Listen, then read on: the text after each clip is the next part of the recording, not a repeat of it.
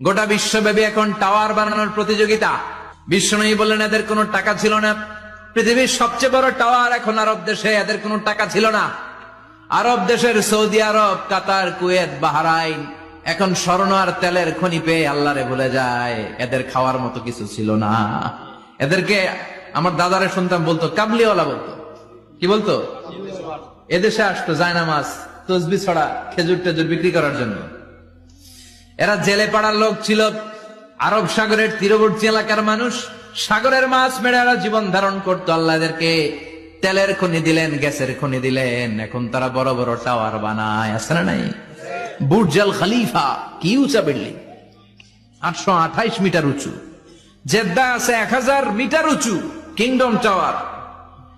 তাইওয়ানে আছে তাইপেডাং টাওয়ার 101 তলা। মালয়েশিয়া আছে পেট্রোনাস টুইন টাওয়ার।